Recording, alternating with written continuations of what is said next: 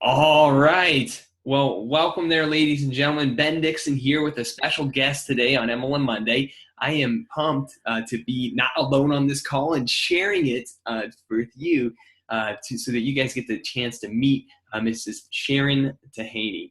So in a moment, I'm going to introduce Sharon to you here, and I'm excited for her to be on the line with me today. On our team here at NaXum, we're always building platforms for different groups, and Sharon is one of those special people in the industry that works with teams for their content. So different companies in the place have hired her all throughout the direct sales industry, from her background of running different direct sales companies and being a vendor in the space to actually write the content and onboarding programs and training programs for different companies here in the space. And so when I was thinking about today's topic, I said, no one better to have on the show than Sharon. And so I've invited Sharon to come out today to talk with us today about onboarding new reps in your company and what that's all about. We're going to have questions today all about onboarding. It's going to be really fun. So first off, let's go ahead and check our audio. Sharon, how is it on your side? Is it all good to go? It is good to go on this side. You are looking fabulous. I'm excited to have you here today. Thanks for taking some time to come out from Texas here to share with everybody. Absolutely. It is such a cool time to be in this industry. I'm seeing, as I'm sure you are, new people who have never been involved in direct sales or network marketing before in record numbers coming and checking out the industry.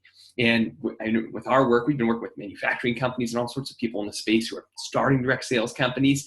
And this whole topic of onboarding couldn't be just more timely, I think. Absolutely. Absolutely. It's a beautiful, well, first of all, thanks, Ben, for having me with you today. It's exciting for me to be here with you.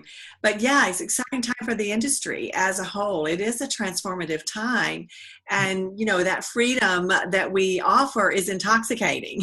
Uber and B&B and Etsy and all of these companies have made, hey, sharing a platform is smart. Mm-hmm. And here we have in the direct sales industry a built-in platform with a product that's proven, with a marketing system at your fingertips, with training there for you. Mm-hmm. You couldn't find a better option when you're looking for that freedom in your business. So I'm glad to be a part of it.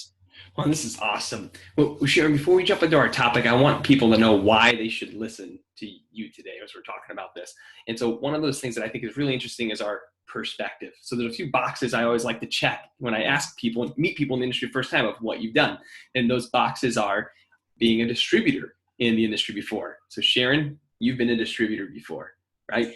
I have, and I've got to tell you, well, I grew up in a direct selling family. My mother was a leader in an iconic Tupperware Mm-hmm. company. And so as a child, I saw, how you could set goals and make them and have fun in the process. And our families went to Jubilee every summer for our vacation, so that was kind of in my blood and I grew up. And I've spent my adulthood in the industry. And I did start out in college needing a little extra money. You know the story. There it is. Opened my Tupperware business and went to my first Tupperware party and was absolutely paralyzed with fear. And that's why I know personally how important onboarding and that new consultant is. He's so fragile, so vulnerable, so fearful. And for us to give them an equipped, confident boost right there at the beginning is critical, not only to their success, but to the entire company's success. Totally. And for everybody who's listening, it didn't end there for Sharon. You went on to then play corporate roles all the way up to the highest level of running your own direct sales companies. Yes, I've been so blessed. I mean, so many in this industry I know can relate to this story of having the most powerful experiences in direct selling. From a corporate standpoint, I worked with Tupperware for years at the senior levels, and I was so blessed by that company because they have such a discipline about management, the metrics, and I learned so much about the analysis and how to really measure success and what to look for, when you're building a company. And then I was blessed to be able to work with Mary Kay, that company, again, critical to my development, and learned from Mary Kay Ash herself about leadership. It's not about the things, it's about the people. And That's different from management and leadership. Very different things. Right? Totally. Manage things, you lead people. And so I was so blessed to have learned some very important lessons from her as well. And I've worked with some startups as well, and important lessons there too. Yeah. So yeah, I feel it. It's been a great path for me. Oh, that's fantastic, Sharon. Well, thank you for opening up and just sharing there. Oh, want to go ahead and in our short time jump into some of these questions that I know people have been asking about. Yeah. The first is, some people always ask about timing all the time. And so what are some of the stats you've seen, real numbers, about how timing plays into proper onboarding of a new consultant on a team? Well, actually, the very first moment someone says, okay, let me try this, sign, enroll, put me in, that moment in time is where it begins, because, and it's certainly those first 24 and 72 hours where you have a definite plan in place. Mm-hmm. But a conversation from moment one where the company is equipped the recruiter or the sponsor with a checklist, with kind of an onboarding discussion. So you not only kind of go over some of the cognitive discussions, like how much do you want to make in this business? How much time do you have to give to it? But also the emotional side of the business. What is the fire in your gut? What is your why? You're opening this business so that what?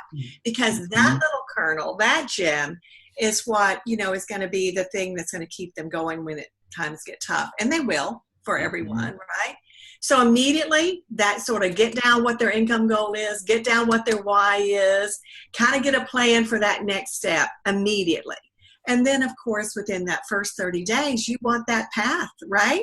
You want to know, what's the system for selling. What's this company all about? Tactics. Stepping out, telling them that you need to open a conversation about your business at least once a day, whether it's online or in real life.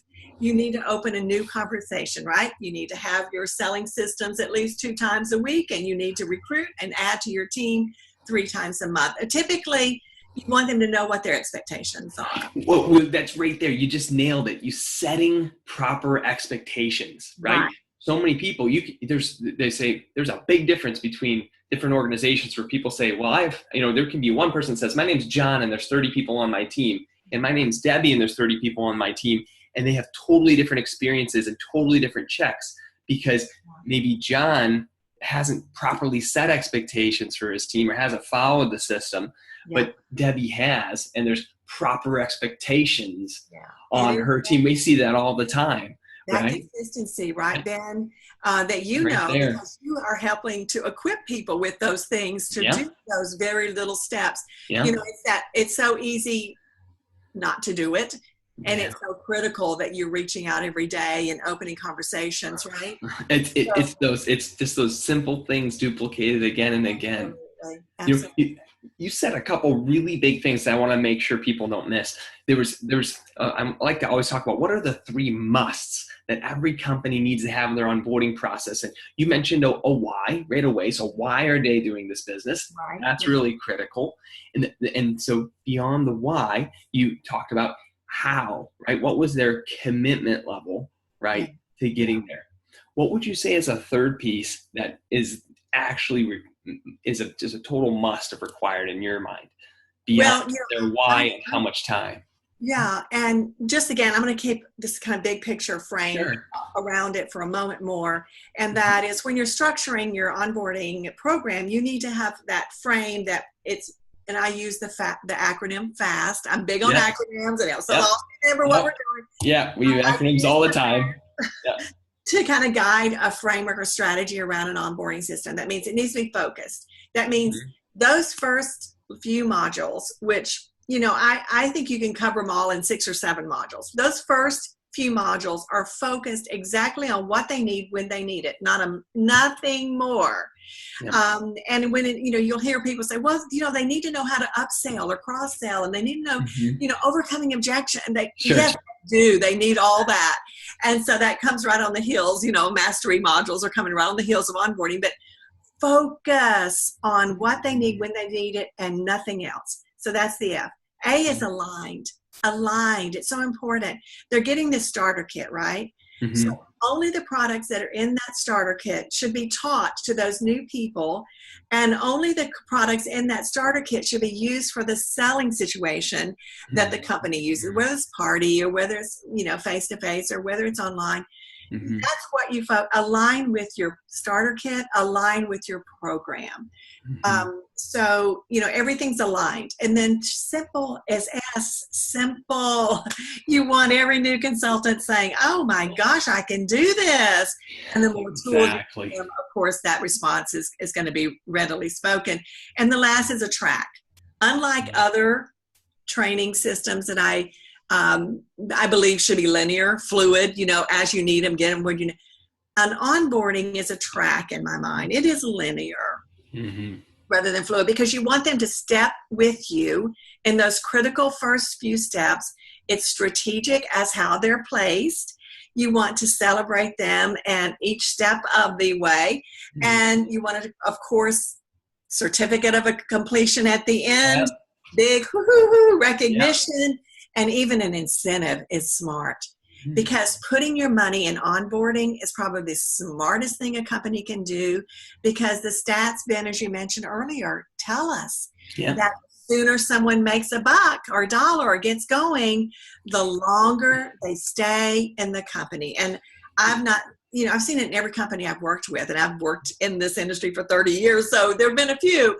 And everyone says, you get them going quickly, and they are getting incentivized to go quickly. Yeah. They stay longer with you, and not only do they stay longer, they do more while they're there. Mm-hmm. So your active Salesforce count is impacted positively, and productivity is impacted positively by just having a structured onboarding system for your new consultants. Well, I love your acronym FAST, because it really puts a lot of the things that are important into perspective.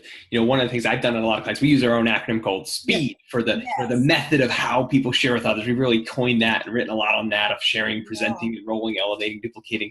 And what I love about that is being focused and just giving them the part they need makes it simple.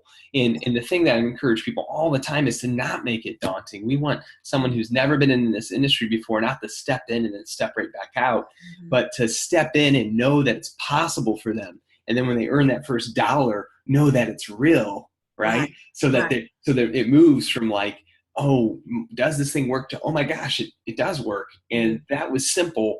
Man, if I could do that, who else in my life could do that? Exactly. That's huge. And speaking, as one more thing, Ben, on simplicity, because I'm a big believer in a checklist from that. I said that first moment when someone goes, okay, let's do this. That moment to have a how-to checklist right then and there. So it kind of guides the recruiter into a conversation around, what do you want to get out of this? Let's get that done. Get your, why do you want to do this? What's that big passion inside, the fuel that's going to keep you forward? All of that right there on the checklist. So you're guiding that very first conversation once they say yes. And, and it's easy. And so it's in the starter kit. It's in the hands of every recruiter.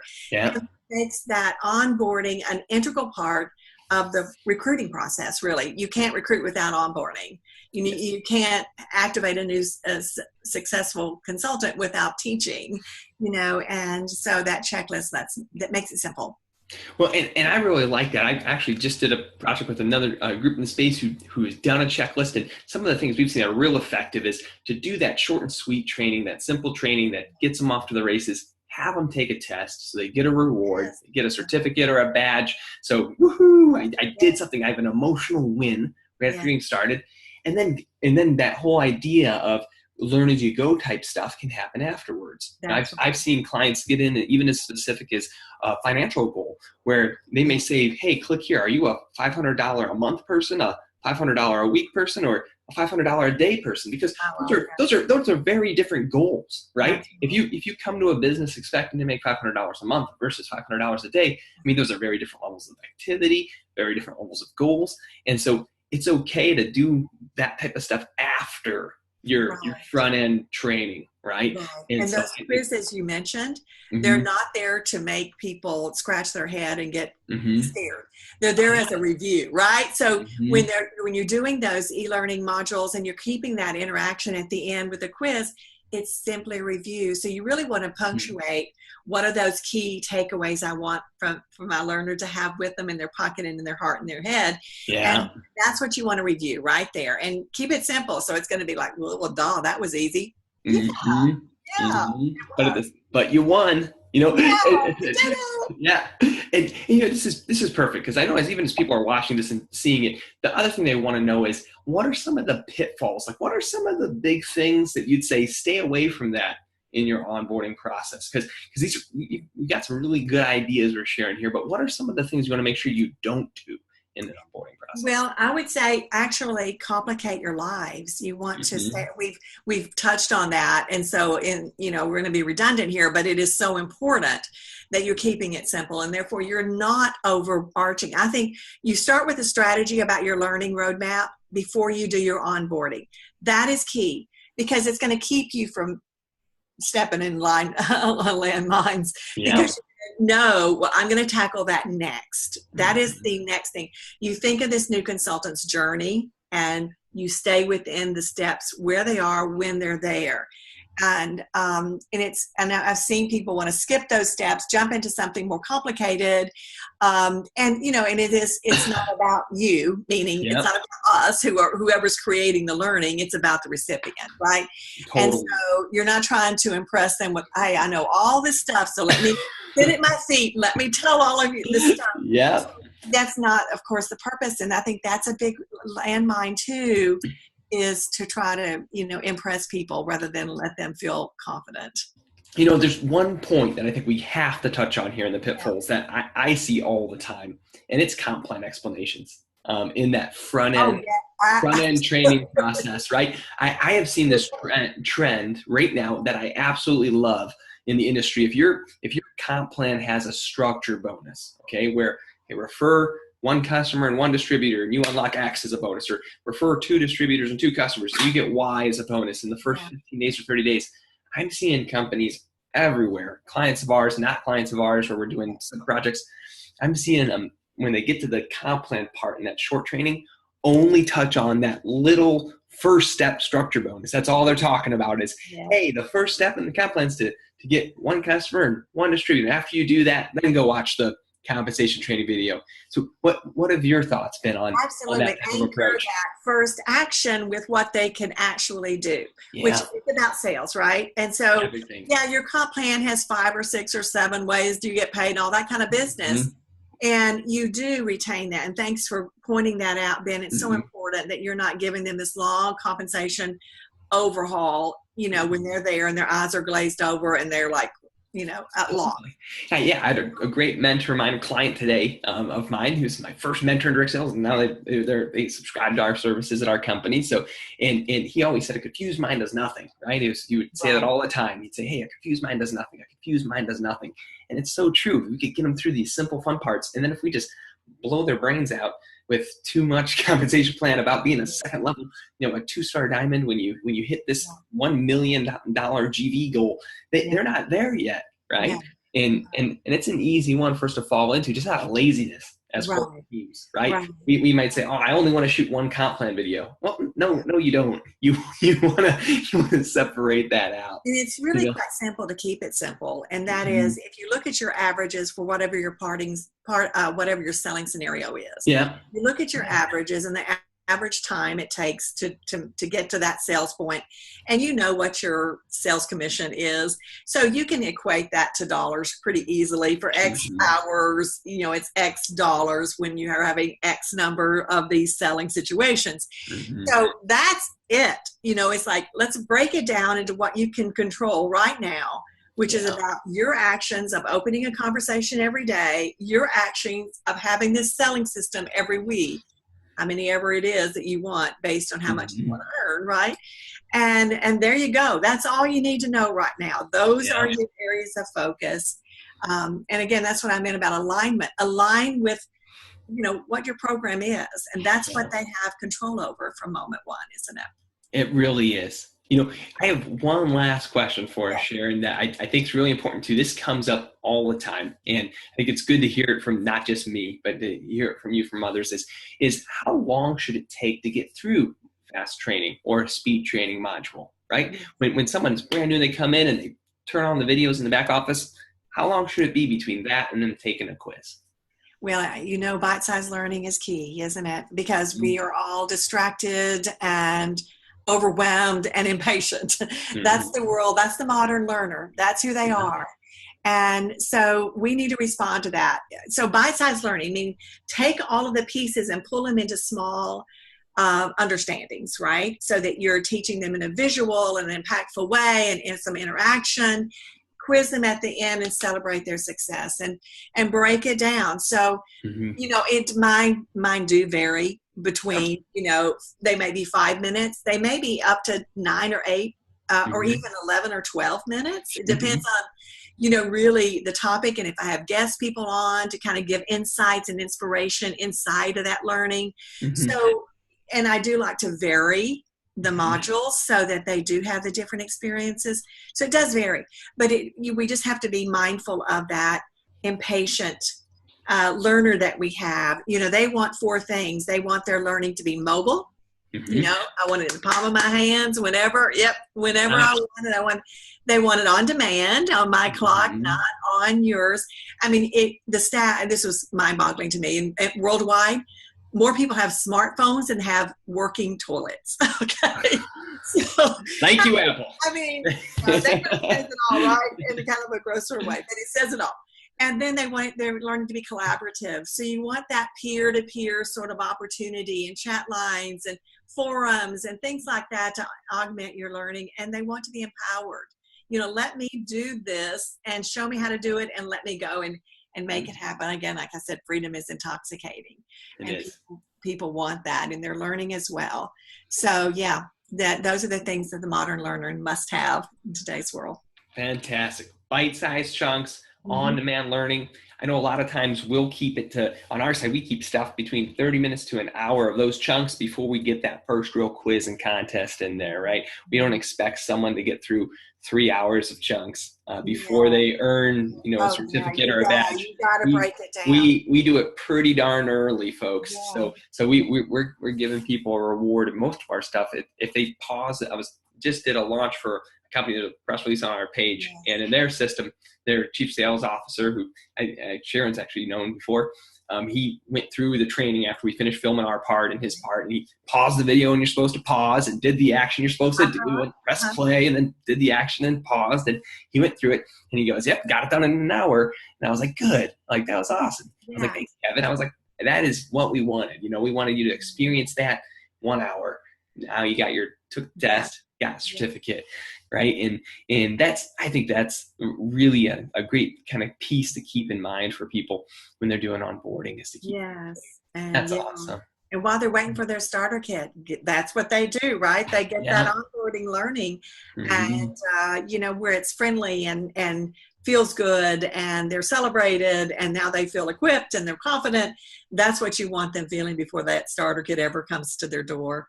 Yeah. And that's another great point. That's why you don't wait for your onboarding to be in the starter kit, right? You do it online, folks, right in your back office. I know some folks who are watching this probably have it still in a DVD in their starter kit. And you got to remember, if you're watching this, I mean, we do it right on their marketing system all the time in our platforms. And I know even for folks who aren't clients of ours, if you haven't yet put it in your back office so they can click and just do it. Do it. Yeah, I don't want to falling in a valley between the signing yes and getting the kit. That's could be 3 whole days, right? Yeah. 4 days. So that's that's valuable time. That's when they're vulnerable and fragile and fearful, and you want to fill that with some uplifting learning. Awesome. Well, Sharon, I just want to personally take a moment to thank you so much for coming on to MLM Monday. This was such a treat for everyone who's going to be able to check this out. We'll go ahead and take our live stream and repost it for those that are on the show. And I want to thank you so much for being here today and connecting and just sharing your learning. All right. My pleasure. Thanks for having me. All right, everybody. Well, take the information you learned today and do something with it. You don't get paid unless you actually do something in anything that you do, right? All right, folks. Have a blessed day. We'll see you soon. Bye for now.